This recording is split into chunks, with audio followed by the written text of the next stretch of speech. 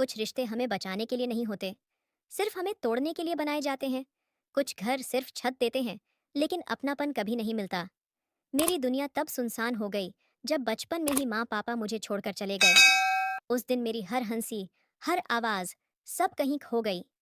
चाचा चाची के घर में मैंने जल्दी ही यह सीख लिया कि दर्द छुपाना है, सवाल नहीं पूछना, और हर इल्जाम को बस अपनी किस्मत समझकर सह लेना।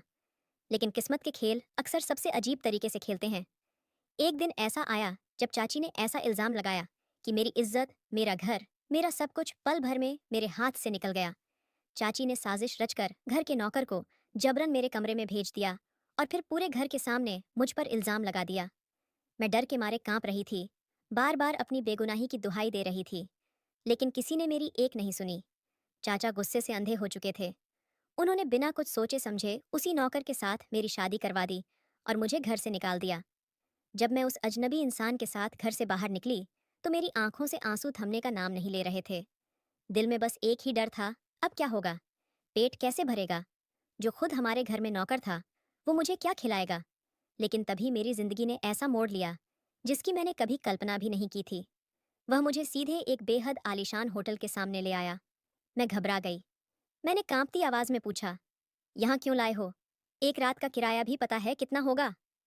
तभी अचानक होटल का मैनेजर और पूरा स्टाफ दौड़ता हुआ आया, और जिस इंसान को मैं नौकर समझ रही थी, उसके सामने सिर झुकाकर खड़ा हो गया।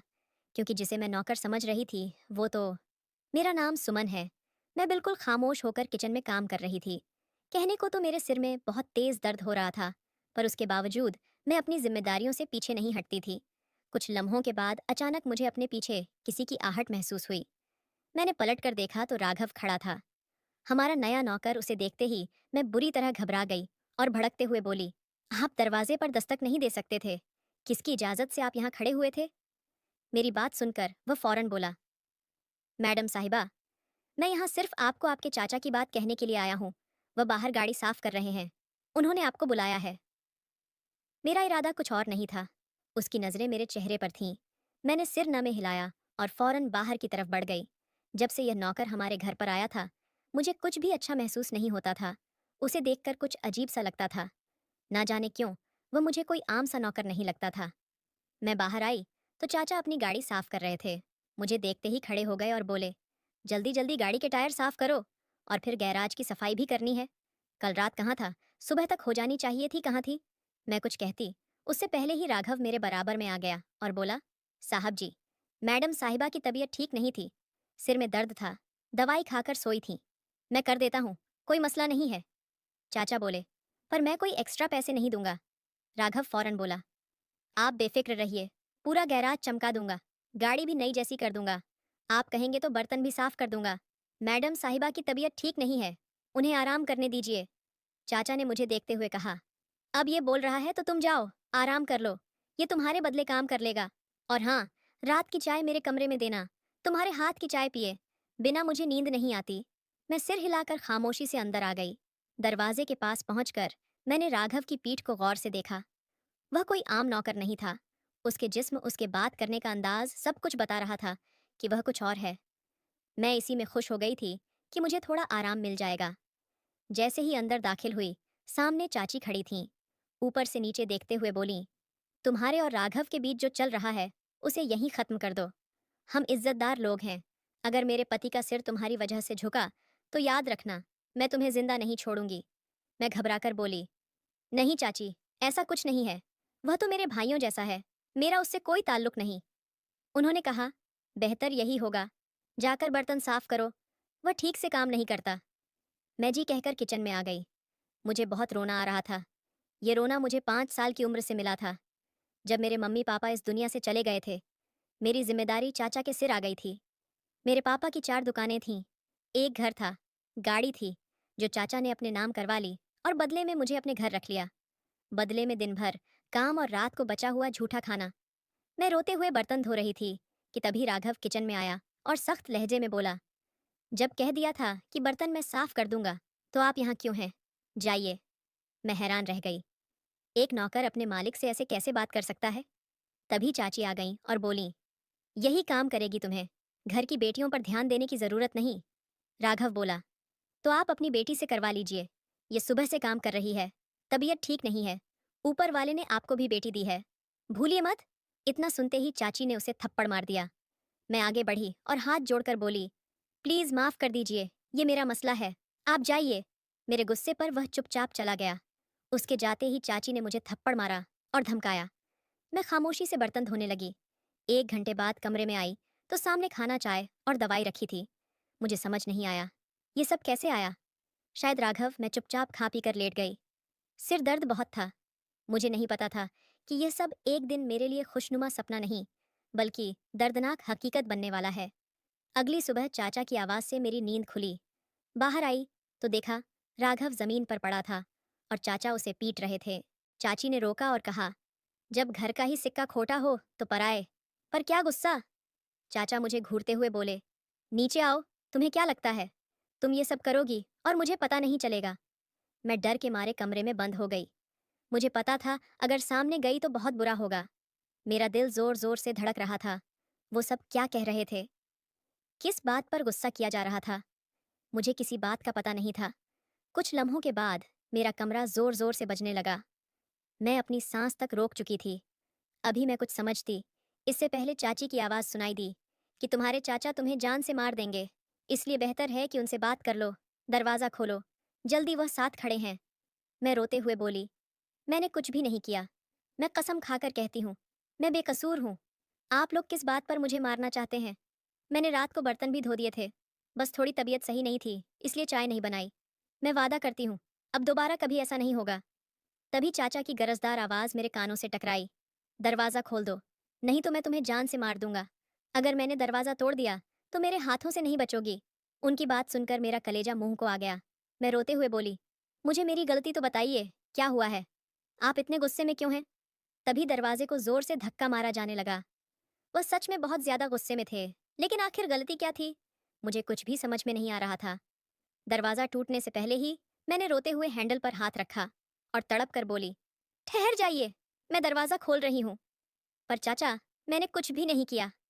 वह चीख कर बोले, खोलो, दरवाजा बताता हूँ तुमने क्या किया है। जैसे ही मैंने दरवाजा खोला, वह अंदर दाखिल हो गए और मुझे कुछ समझने का मौका दिए बिना थप्पड़ मेरे गाल पर मार दिया, जिसकी तपिश से मेरा गाल जल उठा। वह गुस्से से बोले, तुम क्या समझती हो, मेरी नाक के नीचे मेरे ही घर में यह सब करोगी और मुझे पता भी नहीं चलेगा। आज मैं तुम्हें जिंदा नहीं छोड़ूंगा। ये कहते हुए उन्होंने मेरा सिर जमीन पर दे मारा और बाल पकड़कर झंझोड़ते हुए बोले, बताओ, तुम्हारे दिमाग में क्या चल रहा है? क्यों मेरी इज्जत को मिट्टी में मिलाना चाहती हो? और तुम्हें क्या लगता है मैं तुम्हारी शादी नहीं करूंगा कहीं भी? जो तुम एक गरीब नौकर के साथ इश्क लड़ा रही हो, तुम्हारे कमरे से चाय का कप, खाने की प्लेट और दवाई का रैपर कैसे मिला? ये राघव तुम्हें देकर गया था ना? क्या चल रहा है तुम दोनों के बीच, आखिर बताओ। मुझे उनकी बात सुनते ही मैं फूट फूट कर रो पड़ी और बोली, चाचा, मेरे मम्मी पापा की कसम, मुझे नहीं पता रात को किसने मेरे कमरे में सामान रखा। मुझे भूख लगी थी और सिर में बहुत दर्द था, इसलिए मैंने खा लिया। लेकिन मुझे नहीं पता वह सब कैसे आया। राघव मेरे लिए भाई जैसा है। आप जिस मर्जी कसम दिला दीजिए, मैं खा लूंगी, लेकिन प्लीज़ ऐसा मत करिए, मैं सच कह रही हूँ। ये कहते कहते मैं हिचकियाँ लेकर रोने लगी। उनका उठा हुआ हाथ रुक गया, जबकि चाची का चेहरा और सख्त हो गया। चाचा बोले, एक बात याद रखना सुमन, इस घर की इज्जत तुम हो, मेरा भाई मरने से पहले तुम्हारी जिम्मेदारी मुझे देकर गया है। अगर तुमने मेरी इज्जत पर जरा सा भी दाग लगाया तो मैं तुम्हें कहीं का नहीं छोड़ूंगा, और उस नौकर का इंतजाम मैं आज ही करता हूँ। अब यह इस घर में नहीं रहेगा, फिर देखता हूँ कैसे तुम दोनों गुल खिलाओगे। ये कहकर वह गुस्से में चले गए और मैं घुटनों में मुंह छुपाकर बुरी तरह सिसकने लगी। इंसान तब पूरी तरह टूट जाता है जब माँ बाप दुनिया में नहीं होते, खासकर जब बाप का साया उठ जाता है, तब औलाद दर दर भटकती है। छत होते हुए भी सिर पर छत नहीं लगती, घर होते हुए भी इंसान बेसहारा महसूस करता है। मैं काफी देर तक वहीं बैठी रोती रही। नीचे जाने की हिम्मत नहीं थी, डर लग रहा था कि कहीं फिर से न मार दें। कुछ देर बाद चाची की बेटी कमरे में आई और नफरत से बोली, मम्मी ने कहा है दोपहर का खाना बनाओ, ये तुम्हारे बाप का घर नहीं है जो बैठ कर रोती रहो। इतना भी नहीं मारा पापा ने जो तुम्हारे आंसू रुक नहीं रहे। हमारे घर में नाटक मत करो, उठो नीचे आओ। यह कहकर वह चली गई और मैं और ज्यादा रो पड़ी। आज खुद को बहुत ज्यादा बेबस महसूस कर रही थी। पहले मुफ्त की रोटी का ताना था, अब मुझ पर नौकर के साथ इल्ज़ाम लगाए जा रहे थे। कुछ देर बाद मैं चुपचाप नीचे आई। चाचा, चाची लॉन में बैठे बात कर रहे थे। उनकी बेटी मोबाइल में लगी थी। राघव कहीं नज़र नहीं आ रहा था। मैं किचन में गई तो वह एक तरफ बर्तन धो रहा था। उसे देखते ही मैंने मुंह फेर लिया, जबकि वह हल्का सा हेलो बोलकर आगे बढ़ गया। उसके चेहरे पर चोट के निशान थे। चाचा ने उसे बहुत मारा था। मुझे हैरानी हो रही थी कि वह अब तक यहाँ क्यों है। शायद महीना पूरा होने तक रुकने दिया गया हो। मैंने कुछ नहीं सोचा और खाना बनाने में लग गई। दोपहर का खाना बनाकर मैं वापस कमरे में आ गई। थोड़ी देर ही बैठी थी कि दरवाज़ा खुला और चाची उनकी बेटी के साथ अंदर आईं। मैं फौरन खड़ी हो गई। चाची बोली, आज रात खानदान वालों की दावत है, सब इकट्ठा होंगे। आराम का वक्त नहीं है। नीचे जाकर काम संभालो, सफाई करनी है। कुछ ढंग का पहन लेना और उल्टी सीधी हरकतें करने से पहले 100 बार सोचना। और हाँ, अंकित भी आ रहा है। मैंने आज अपनी बेटी का रिश्ता तय करने का सोच लिया है। समझ रही हो? मेरे दिल में तेज चुभन हुई। अंकित और मैं एक दूसरे को पसंद करते थे, लेकिन हालात ऐसे नहीं थे कि कुछ कह पाती। मैं चुपचाप हाँ कह गई। दोनों चली गईं और मेरे दिल पर जैसे छुरियां चलने लगीं। आंखों से आंसू बहने लगे। एक बार फिर खुद को कमतर महसूस करने लगी। मैं ऊपर वाले से रो रोकर फरियाद करने लगी कि अगर मुझे इतनी तकलीफ देनी थी तो इस दुनिया में भेजा ही क्यों मुझे उठा ले। मैं यहाँ नहीं रहना चाहती। काफ़ी देर रोने के बाद मैं बाहर आई और खामोशी से लॉन साफ करने लगी। मैं सोफा खिसकाकर झाड़ू लगा ही रही थी कि राघव आ गया और बोला, सोफा बहुत भारी है, आपकी तबीयत खराब हो जाएगी, हट जाइए, मैं उठा देता हूँ। उसकी बात सुनकर मुझे बहुत गुस्सा आया और मैं चीख पड़ी, तुम्हें समझ नहीं आता, घर वाले तुम्हारा मेरे पास आना भी पसंद नहीं करते।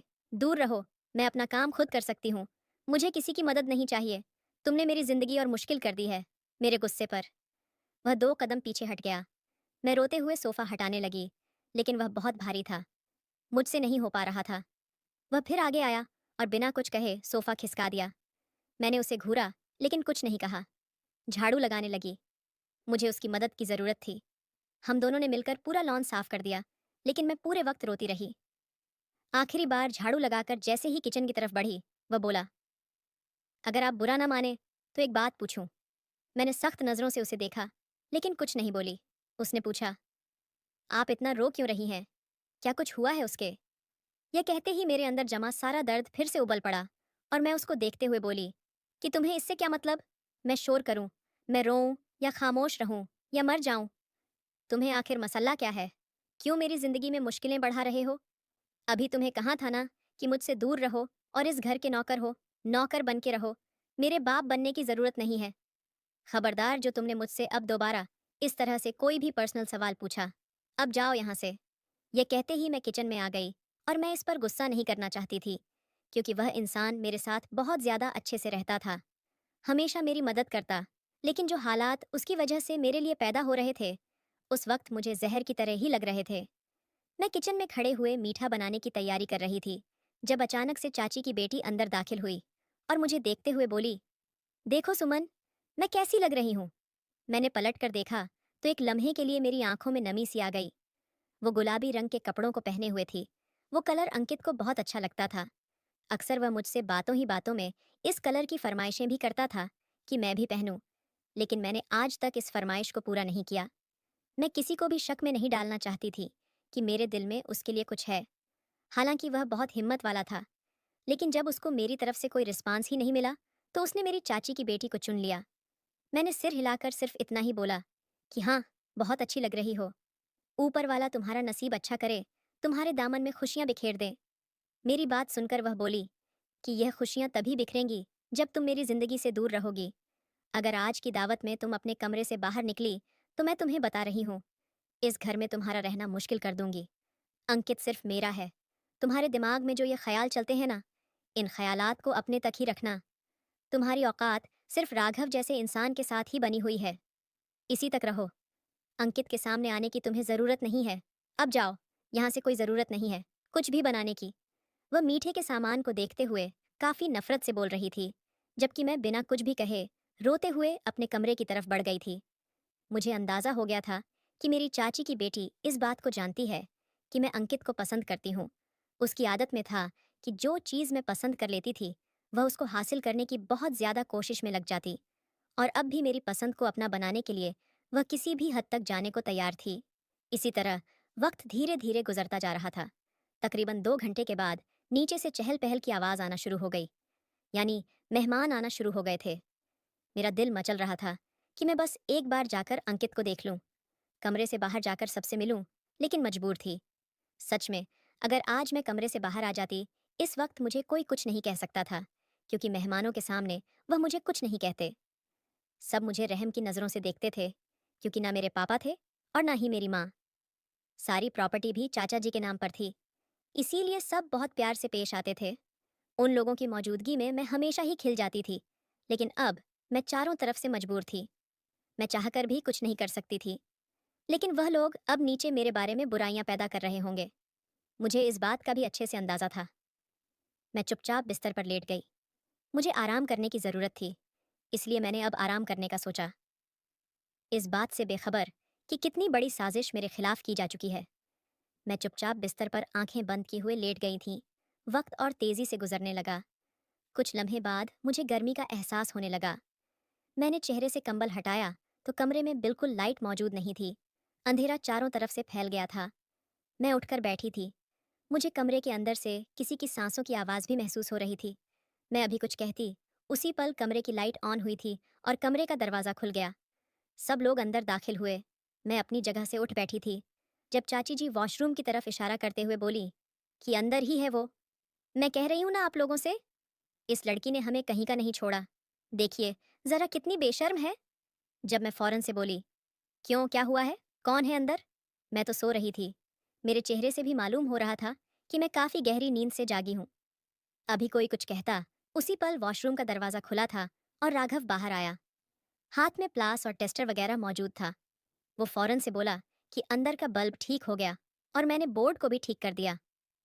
अब आपको परेशान होने की ज़रूरत नहीं है। बार बार अंदर की लाइट बंद नहीं होगी। वो कुछ और कहता, उसी पल चाचा कमरे में दाखिल हुए थे। बिना उसको समझने का मौका दिए ही थप्पड़ उसके चेहरे पर मारना शुरू कर दिया और साथ ही साथ गालियां भी देने लगे कि तूने हमारे घर की इज्जत पर हाथ डाला है, मैं तुझे छोड़ूंगा नहीं। जबकि मेरे बाकी के रिश्तेदार भी फौरन से वहां आ गए और मेरे चाचा को दूर कर दिया। जब उनकी पत्नी मेरे पास आई और मेरा हाथ मरोड़ कर बोली कि तुमने हमें कहीं का नहीं छोड़ा, हमारी इज्जत को खाक में मिला दिया, मेहमानों के पीठ पीछे तुम यह सब कर रही हो। जब अचानक से मेरे चाचा मुझे देखते हुए बोले, कब से चल रहा है, ये सब छुपाने की ज़रूरत नहीं है। मुझे सच सच बताओ, मुझे पहले ही तुम दोनों पर शक हो गया था। इस आदमी को निकाल देना चाहिए था, लेकिन बस गलती हो गई। लेकिन आज मैं किसी को नहीं छोड़ूंगा। बहुत शौक है ना तुम्हें ये गंद मेरे घर में फैलाने का। आज तुम्हें इसी के साथ विदा करके अपने घर से बेदखल कर दूंगा। उनकी बात सुनकर मैं रोते हुए बोली कि मैंने तो कुछ भी नहीं किया। मैं सच कह रही हूँ। ये कमरे में कब आया, वॉशरूम में कब चला गया, मुझे कुछ पता ही नहीं। मैं तो सो रही थी। मुझे तो आपकी बेटी ने वैसे भी कहा था कि तुम अंकित के सामने नहीं आओगी। मैं कसम खाती हूँ, मैं जब से सो रही हूँ, मुझे नहीं पता ये कब आया। मैं सच कह रही हूँ, मेरी बात का यकीन करिए। ये मुझ पर इल्ज़ाम लगाया जा रहा है। जब अचानक से मेरी चाची मेरे चेहरे पर जोरदार थप्पड़ मारते हुए बोली, खबरदार, जो तुमने मेरी बेटी के बारे में एक शब्द भी कहा, वह तुम्हारी जैसी हरगिज नहीं है। समझी तुम? कहाँ और कहाँ मेरी बेटी, तुम उसके पाँव की धूल के बराबर भी नहीं हो। समझ आई? ये कहते ही उन्होंने मुझे नफरत से पीछे की तरफ धकेल दिया था, जबकि चाचा अब मेरी शादी करवाने के चक्कर में पड़ गए थे। मैंने नफरत भरी निगाहों से राघव को देखा, जो बिल्कुल खामोश सा सिर झुकाए हुए खड़ा था। मुझे हैरानी भी हो रही थी कि यह जालिम इंसान कुछ बोल क्यों नहीं रहा, आखिर अपनी सफाई में लड़ क्यों नहीं रहा, यहाँ से चला क्यों नहीं जाता। और इसकी यही खामोशी मुझे बेचैन कर रही थी। कुछ ही देर में चाचा और बाकी के मर्दों ने मिलकर यही फैसला किया कि मुझे उसके साथ शादी करके विदा कर दिया जाए। मैंने बहुत मना करने की कोशिश की कि ऐसा मत करिए, लेकिन मेरी एक बात भी नहीं सुनी गई। मारने की धमकियां देकर मुझे शादी के मंडप में बिठा दिया गया। जल्दी जल्दी में मेरी शादी राघव से करवा दी गई। मैं बुरी तरह से रोने लगी थी और मैंने रोते हुए कहा कि मेरा यकीन करिए, मैंने तो कुछ भी नहीं किया। जब अचानक से वह दहाड़ने लगे, मेरे सामने सफाइयां पेश करने की ज़रूरत नहीं है। चुपचाप इस घर से दफा हो जाओ, अपने पति के साथ, जिसके साथ तुमने इश्क लड़ाया है। तुमने मेरी इज्जत तार तार कर दी। हमारे घर में तुम्हारे लिए कोई जगह नहीं बची। जबकि उनकी बात सुनकर मेरी आखिरी उम्मीद भी टूट गई थी। राघव भी सिर झुकाए हुए खड़ा था। हमारी शादी हो गई थी, पर शादी के बाद ना कोई मुबारकबाद दी गई और ना ही गले मिले। बस चाचा गुस्से से बोले कि इस मनहूस को लो और यहाँ से दफा हो जाओ। इस घर में इस लड़की की अब कोई जगह नहीं है। मेरे रोने के बावजूद उन लोगों ने मुझे माफ नहीं किया और ना ही मेरी सफाइयों को कोई अहमियत दी। बस एक अजनबी के साथ मुझे रवाना कर दिया। मैं बिल्कुल सुन्न होकर चाचा के घर से निकली। ऐसा लगता था जैसे किसी ने मेरी सांसें रोक दी हों। मुझे यकीन नहीं आ रहा था। मेरे अपने घर वालों ने मुझसे ताल्लुक तोड़ लिए। मेरी सफाई को अहमियत नहीं दी गई। मैं जानती थी कि यह सब कुछ एक सोची समझी साजिश है। अंकित मुझसे शादी करना चाहता था। वह मेरी चाची की बेटी को बिल्कुल भी पसंद नहीं करता था। यही वजह थी कि चाची और उनकी बेटी ने मिलकर पूरा यह प्लान बनाया और उसको मेरे कमरे में बहाने से भेजकर लाइट बंद कर दी और इस चीज़ को मौका बनाकर मुझे बदनाम कर दिया। अब मैं अपने लोगों की हकीकत को भी जानती थी। मैं बस खामोशी से उस नौकर के साथ सड़क पर चलती ही जा रही थी। हम कहाँ जाने वाले थे? हम कहाँ रहने वाले थे? क्या खाएंगे? कुछ भी नहीं पता था। राघव जब चाचा के पास नौकरी लेने के लिए आया था, उसने यही बोला था कि उसके आगे पीछे कोई नहीं है। ना माँ बाप, ना भाई बहन। वह एक अनाथ है। न सिर पर छत है और ना ही खाने के लिए, जेब में पैसे। वह उसको पैरों की जूती बनाकर भी रखेंगे तो उसको मंजूर होगा। यही वजह थी कि अब मैं परेशान हो रही थी कि अब तो खाने के लाले पड़ जाएंगे, लेकिन हालात में कोई भी सुधार नहीं आएगा। अभी हम कुछ कदम ही चले थे जब एक गाड़ी आकर हमारे सामने रुक गई। मैंने परेशान होकर राघव को देखा। मैं कुछ कहती उससे पहले ही वह बोला कि मैंने एक कैब बुक की है, अभी होटल चलते हैं, फिलहाल वहीं रात ठहर जाएंगे। मैं कुछ कहती उससे पहले ही वह गाड़ी में बैठ चुका था, इसीलिए मैं भी खामोशी से बैठ गई। मैं थोड़ा सा हैरान भी थी कि इसने गाड़ी कैसे बुक की। उसको देखकर कहीं से भी नहीं लगता था कि वह पढ़ा लिखा है और उसके पास बड़ा सा मोबाइल है। फिलहाल मैंने चुप रहने में ही बेहतरी समझी, क्योंकि अब सारी जिंदगी मुझे इस इंसान के साथ ही गुजारनी थी। वह मुझे सूखी रोटी खिलाए, झोपड़ी में रखे, वही मेरा सब कुछ होगा। गाड़ी किस तरफ जा रही थी मुझे कुछ भी नहीं पता था, लेकिन अब एक चीज़ मुझे बहुत हैरान कर रही थी। जब से हमारी शादी हुई थी, राघव का अंदाज काफ़ी बदला बदला सा लग रहा था। मुझे तो समझ ही नहीं आ रहा था कि यह इंसान कौन है। एक लंबे सफ़र के बाद गाड़ी एक आलीशान से होटल में दाखिल हुई। मैं हैरान होकर चारों तरफ नज़र घुमाने लगी कि आखिर यह इंसान मुझे कहाँ पर लाया है। गाड़ी पार्किंग एरिया में रुकी तो वह खामोशी से उतर गया। मैं भी उसके साथ ही उतर गई और उसको देखते हुए घबराए हुए जब मैं बोली कि तुम पागल हो गए हो, कहाँ पर ले आए हो? यहाँ के किराए के पैसे भी हैं। तुम्हारे पास एक रात के लिए यहाँ 500 से भी ज्यादा होगा। बहुत आलीशान होटल है। ये मेरी बात सुनकर वह एकदम से बोला कि आप खामोश रहिए, मैं सब कुछ संभाल लूंगा, आप बस मेरे पीछे आ जाइए। ये कहते ही वह आगे बढ़ गया था, जबकि मेरा दिल जोर जोर से धड़कने लगा कि ये इंसान आज हमारी बहुत बेइज्जती करवाने वाला था। इस बात का अंदाजा मुझे उसके अंदाज देखकर ही समझ आ गया था। मेरे हाथ पांव फूल रहे थे। वह जैसे ही होटल के लॉबी में दाखिल हुआ, फौरन से ही मैनेजर फूलों का गुलदस्ता लिए हुए हमारी तरफ आया, जबकि दाईं तरफ से एक पूरा स्टाफ हमारे आसपास आकर खड़ा हो गया था। मैं बेयकीनी से कुछ लोगों को देख रही थी। मैनेजर ने आगे बढ़कर राघव के हाथ में गुलदस्ता दिया और बकायदा झुक कर बोला कि बहुत बहुत मुबारक हो आपको शादी की। हम जो अरेंज कर सकते थे सर, हमने किया है, आप आ जाइए। जैसे ही वह एक तरफ हुआ, पूरा स्टाफ भी उसी की तरह इज्जत से झुका हुआ था, जबकि मैं हैरान होकर राघव को देख रही थी कि यह कौन है, क्या है। मुझे कुछ भी समझ में नहीं आ रहा था, जबकि वह मेरी तरफ देखते हुए बोला कि आप 10 मिनट रुकिए, मैं अभी आता हूँ। ये कहते ही वह मैनेजर के साथ एक तरफ खड़े होकर न जाने क्या बात करने लगा कि मैनेजर फौरन से ही सिर हिला रहा था और जिस अंदाज में वह बात कर रहे थे, उसके अंदाज सब बता रहा था कि वह राघव नहीं, बल्कि सच में कोई बहुत बड़ा आदमी है। वो कोई मामूली हस्ती नहीं। कुछ लम्हे बाद वो मेरे पास आया और मुझे देखते हुए बोला कि आज रात हम यहीं पर ठहरेंगे और फिर सुबह मेरे घर जाएंगे, आप आ जाइए। मैं एकदम से उसका हाथ पकड़कर बोली, कौन हो तुम? सच सच बताओ, तुम राघव नहीं हो। तुम कौन हो? और तुम यहाँ पर कैसे आए? मतलब तुम यहाँ के मालिक हो? मैं कुछ कहती उससे पहले ही मैनेजर मेरे पास आया और मुझे देखते हुए बोला कि जी सर, यहाँ के मालिक हैं। और आप परेशान क्यों हो रही हैं? मैडम, हमने आपके लिए बहुत ही खूबसूरत कमरा तैयार करवाया है, आप दोनों आ जाइए। जबकि मैं बेयकीनी से राघव को देख रही थी। मुझे समझ ही नहीं आ रहा था कि मैं कहाँ पर आ गई हूँ। सब एक सपने के जैसा लग रहा था। मैं बहुत ज्यादा परेशान थी। वो मुझे लिए हुए सीधा लिफ्ट की तरफ बढ़ गया था। हम दोनों अंदर दाखिल हुए तो मैनेजर हमारे फ्लोर का बटन दबाकर एक तरफ खड़ा हो गया। मेरा दिल इतनी तेजी से धड़क रहा था कि मैं अपनी हालत नहीं समझ पा रही थी। कुछ लम्हे के बाद लिफ्ट रुकी और वह मुझे लिए हुए बाहर आया। मैं अभी अजीब सी हालत में थी। यह इंसान मुझे अजीब पहलुओं में उलझाए ही जा रहा था। वो लोग मुझे लिए 203 नंबर के कमरे के पास आए और दरवाज़ा खोलकर मैनेजर बोला कि आप लोग आराम कीजिए, किसी भी चीज़ की ज़रूरत हो सर, आप एक कॉल कर दीजिएगा, 5 मिनट में हाजिर हो जाएंगे। ये कहते ही वह चला गया और जबकि मैं धड़कते हुए दिल के साथ कमरे के अंदर दाखिल हुई, पर अगला लम्हा हैरान कर देने वाला था। इतना हसीन कमरा मैंने अपनी पूरी जिंदगी में कभी नहीं देखा था। मैं तो सिर्फ अपने छोटे से कमरे को ही देखती रही थी। 5 साल के बाद जब से मैंने होश संभाला था, वो छोटा सा कमरा ही मेरी पूरी दुनिया था। लेकिन मैं जानती ही नहीं थी कि जिंदगी मुझे ऐसे कमरे में भी लाकर खड़ा कर देगी। मैं कुछ कहती उससे पहले ही वह बोला कि आपको यह कमरा पसंद नहीं आया, पर उम्मीद करता हूँ आपको मेरे घर का कमरा ज़रूर पसंद आ जाएगा। आज की रात बस आप एडजस्ट कर लीजिए, क्योंकि हमारे घर का सफ़र थोड़ा लंबा है। आपको परेशान नहीं करना चाहता, क्योंकि आपकी तबीयत भी खराब है। वो और कुछ कहता उससे पहले ही मैं उसको देखते हुए बोली कि मुझे सच सच बताओ राघव, तुम कौन हो? तुम एक मामूली नौकर तो नहीं हो। वो मैनेजर बोल रहा था कि ये होटल तुम्हारा है। तुम आखिर क्या चाह रहे हो? कुछ बताओगे भी? मेरी बात सुनकर वह कुछ देर खामोश रहा और फिर मुझे देखते हुए बोला कि अच्छा, अब बिस्तर पर बैठिए, मैं आपको सब कुछ दिखाना चाहता हूँ। यह कहकर वह एक टेबल की तरफ चला गया, जबकि मैं खामोशी से बैठ गई। कुछ लम्हों के बाद वह एक डायरी लिए हुए मेरे पास आया और मेरे दाएं तरफ बैठकर उसने डायरी खोली थी। पहले ही पेज पर मेरे पापा की तस्वीर मौजूद थी और उसके साथ ही एक अजनबी इंसान भी मौजूद था।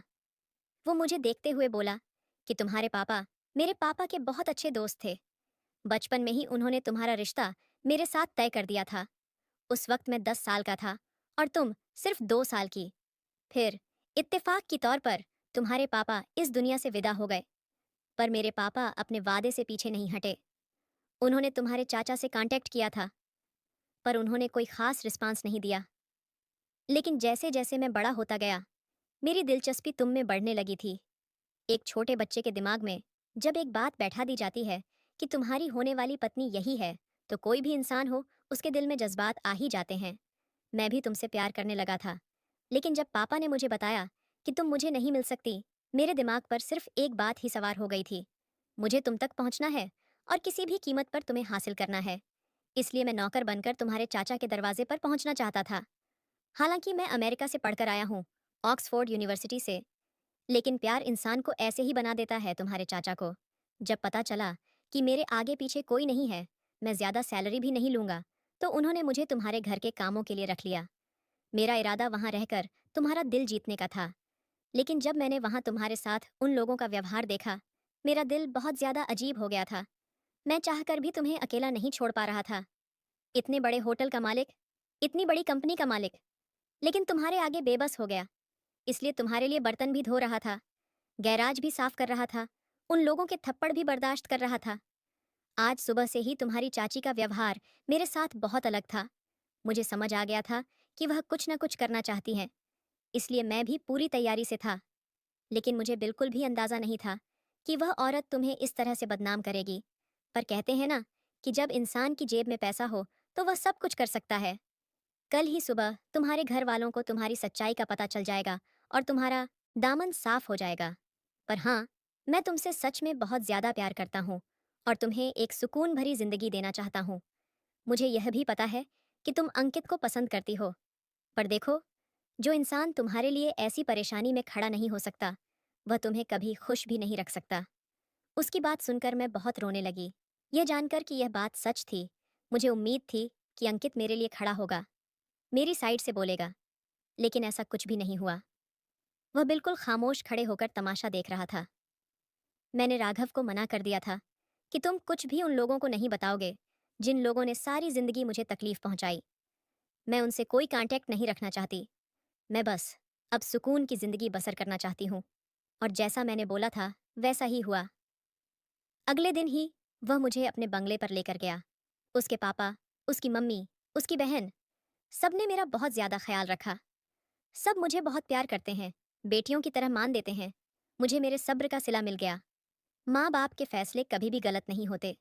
हाँ, कुछ फैसले इंसान को मुश्किल में डाल देते हैं, लेकिन माँ बाप का किया गया हर फैसला ही ठीक होता है। उस दिन पहली बार मुझे एहसास हुआ कि किस्मत जब करवट लेती है तो इंसान को वहीं पहुंचा देती है जहां उसकी असली जगह होती है।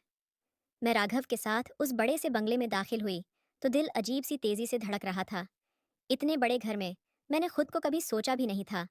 मुझे तो हमेशा लगता था कि मेरी दुनिया सिर्फ उसी छोटे कमरे तक ही सीमित रहेगी जहां मैं हर रात रोते रोते सो जाती थी। जैसे ही हम अंदर पहुंचे, एक बेहद खूबसूरत औरत, राघव की माँ, हमारी तरफ आई। उनके चेहरे पर इतनी नरमी और मोहब्बत थी कि मुझे पहली बार अपनापन जैसा शब्द समझ आया। उन्होंने मेरा हाथ पकड़ा और प्यार से बोली कि शुक्र है तुम घर आ गई बेटी, अब चिंता की कोई बात नहीं। मैं बस उन्हें देखती रह गई। मैं वही लड़की थी जो कल तक नौकरानी की तरह गुस्से में खड़ी रहती थी, जिसकी कोई बात नहीं सुनता था, और आज किसी माँ ने मुझे बेटी कहा था। राघव ने मेरा बैग एक तरफ रखा और मुझे रिलैक्स होने का इशारा किया। मैं इतनी उलझन में थी कि कुछ समझ ही नहीं पा रही थी। सब कुछ बहुत जल्दी जल्दी हुआ था। बदनामी, शादी, घर छोड़ना, और फिर यह नई जिंदगी, जैसे किसी ने अचानक से मुझे एक दूसरी दुनिया में डाल दिया हो। घर में राघव की छोटी बहन रिया आई। वह बहुत ही प्यारी थी। आते ही उसने मुझे गले से लगा लिया और बोली, भाभी आप चिंता मत कीजिए, भाई बहुत अच्छे हैं, वो आपको हमेशा खुश रखेंगे। उसकी बात सुनकर मेरी आंखें भर आईं। कोई अनजान लड़की मुझे इतना मान दे रही थी, जबकि मेरे अपने घर वालों ने मुझे दुत्कार दिया था। उस शाम मैं अपने कमरे में बैठी थी। कमरा इतना बड़ा और खूबसूरत था कि मुझे खुद पर यकीन ही नहीं हो रहा था। दीवारों पर हल्की लाइट्स, मुलायम कंबल, बड़ा सा शीशा और खिड़की से आती ठंडी हवा। मुझे ऐसा लगा जैसे मैं किसी फिल्म के कमरे में बैठी हूँ। डर अभी भी था, लेकिन सुकून भी महसूस हो रहा था। रात को राघव कमरे में आया। उसकी चाल में अब वह नौकर वाली झिझक नहीं थी। वह बिल्कुल कॉन्फिडेंस से भरा हुआ था। मैंने बिना सोचे कहा कि यह सब मेरा नहीं है, मैं बस डर रही हूँ। वो मुस्कुराया और बोला, किसने कहा कि यह सब तुम्हारा नहीं है? ये घर और यह जिंदगी सब तुम्हारा है। तुम चाहो तो इसे अपना घर बना सकती हो। यहाँ कोई तुम्हें ताने नहीं देगा। उसके शब्दों ने मुझे तोड़ भी दिया और जोड़ भी दिया। मैं जोर से रोने लगी। इतने दिनों का दर्द, अपमान और अकेलापन बाहर निकलने लगा। राघव चुप खड़ा रहा और मुझे रोने दिया। शायद वह समझता था कि यह रोना जरूरी है। फिर उसने धीरे से मेरे सिर पर हाथ रखा और कहा, अब सब ठीक होगा। उस पल मुझे लगा कि शायद सच में अब सब कुछ ठीक हो सकता है। अगले कुछ दिनों में जिंदगी बदलने लगी। सुबह उठते ही माँ मेरे लिए नाश्ता बनाती। वह मेरी पसंद नापसंद पूछती कि बेटा, तुम्हें चाय पसंद है या कॉफी, क्या खाना अच्छा लगता है, मेरी बहू को क्या पहनना पसंद है। उनके हर सवाल में बेहद प्यार झलकता था। शायद बचपन में भी मुझसे किसी ने ऐसे पूछकर कभी इतनी अहमियत नहीं दी थी। सुबह राघव जब ऑफिस जाता, लेकिन जाने से पहले हमेशा पूछता कि कुछ चाहिए क्या तुम्हें, तुम ठीक हो ना। सुमन, और पहली बार मुझे महसूस हुआ कि कोई मेरी सच्ची फिक्र करता है। धीरे धीरे मुझे राघव की दुनिया समझ आने लगी। वह बहुत बड़ा बिजनेसमैन था। उसके पास कई होटल और कंपनियां थीं, लेकिन दिल उतना ही सादा और नरम था। मैं सोचती कि इतना बड़ा आदमी नौकर बनकर मेरे पास क्यों आया होगा। फिर याद आता कि वह सिर्फ मेरी वजह से आया था। एक शाम हम दोनों छत पर बैठे थे।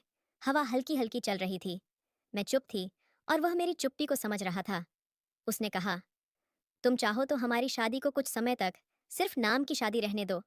जब तुम्हें लगे कि तुम मुझे पति मानने के लिए तैयार हो, तभी हम आगे बढ़ेंगे। मैं किसी भी बात की जल्दी नहीं करूंगा। उसकी बात सुनकर दिल में गर्माहट फैल गई। कौन सा ऐसा इंसान होता है जिसे दुनिया मिल सकती हो, लेकिन वह एक टूटी हुई लड़की के ठीक होने का इंतजार करता है। मैंने पहली बार उसे महसूस किया।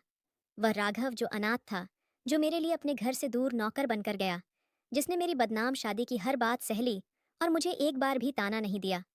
ऐसा इंसान किस्मत से ही मिलता है। कुछ दिन ऐसे ही बीत गए। जिंदगी धीरे धीरे धीरे पटरी पर आ रही थी। मैं हौले हौले मुस्कुराना सीख रही थी। रिया मुझे अपने साथ ले जाती, घुमाने, ताकि मेरा मूड फ्रेश हो, और माँ मेरे लिए नई साड़ियाँ लाती। पापा भी मुझे अपनी बेटी की तरह मानने लगे थे। एक दिन उन्होंने कहा कि बेटी, जब तक तुम घर में हो, ये घर पूरा है। तुम आई हो तो खुशी आई है। घर में बहुत रौनक छा गई है। मेरी आंखें भर आईं। ये लोग इतने अच्छे कैसे हो सकते हैं। लेकिन खुशी के साथ अक्सर कुछ पुराने जख्म भी खुलते हैं। एक दिन फोन आया, जो नंबर चाची चाचा के घर का था। यह देखकर मेरा दिल धड़कने लगा। फोन उठाया तो चाची चीखते हुए बोली कि तुमने बहुत जाल बिछाया है, हमें धमकियां आ रही हैं। तुमने उस नौकर को भेजा था, हमें डराने के लिए। तुम्हें शर्म नहीं आई। मैं कांप गई। मैंने कुछ नहीं किया। राघव ने शायद चाची बोली, बहुत ऊंची उड़ान भर रही हो। याद रखना, तुम जहां भी जाओगी लोग तुम्हें नौकरानी ही समझेंगे, कोई मालकिन नहीं। उनकी बात से मेरा दिल टूट गया। मैं रोने लगी। उसी समय राघव आ गया।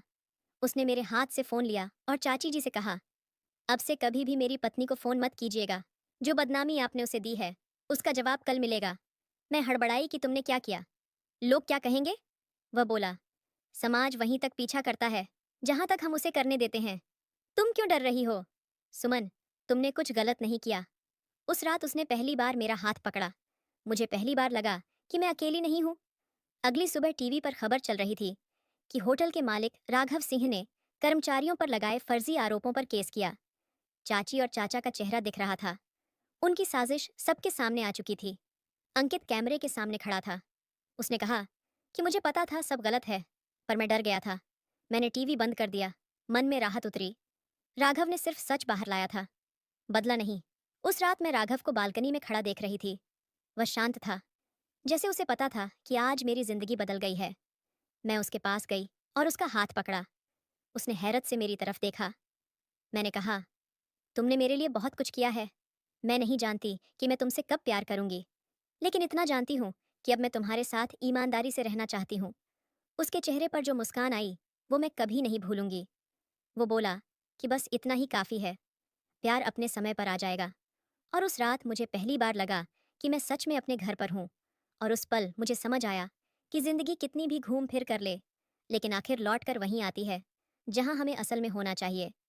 मैं आंगन में बैठकर धीरे से हवा को महसूस कर रही थी और मन में एक अजीब सी राहत उतर रही थी, जैसे कोई बोझ जो बरसों से दबा हुआ था आखिरकार हल्का हो गया हो। अब किसी से लड़ाई नहीं, कोई शिकायत नहीं, कोई दर्द नहीं, बस एक शांत सा अपनापन जो मुझे खुद की ओर वापस खींच रहा था। मैं पहली बार अपने अंदर की आवाज़ साफ सुन पा रही थी और वह कह रही थी कि अब डरने की कोई वजह नहीं, अब छुपने की कोई ज़रूरत नहीं। अब तुम बिल्कुल वही हो जहाँ तुम्हें होना चाहिए। और शायद यही असली सुकून होता है, जब इंसान आखिरकार खुद को अपना ले और दुनिया की हर भाग दौड़ एक पल के लिए थम जाए। मैं उठकर कमरे की ओर चली तो लगा जैसे पूरी दुनिया हल्की हो गई और मेरा दिल पहली बार सच में मुस्कुरा रहा है। कभी कभी जिंदगी हमें ऐसे मोड़ पर लाकर खड़ा करती है जहां हमें लगता है कि अब कुछ भी नहीं बचा, सब टूट गया, सब खत्म हो गया। लेकिन सच तो ये है कि टूटने के बाद ही इंसान अपनी असली ताकत पहचानता है। जब सब साथ छोड़ देते हैं तभी पता चलता है कि हमारा सबसे बड़ा सहारा हम खुद होते हैं। और जब हम दूसरों को खुश करने की कोशिश छोड़कर खुद को समझना शुरू करते हैं तभी हमें सुकून मिलता है। इंसान हमेशा भागता रहता है, कभी रिश्तों के पीछे, कभी उम्मीदों के पीछे, कभी किसी के दिए हुए दर्द से दूर भागते हुए और कभी अपने ही डर से छिपते हुए।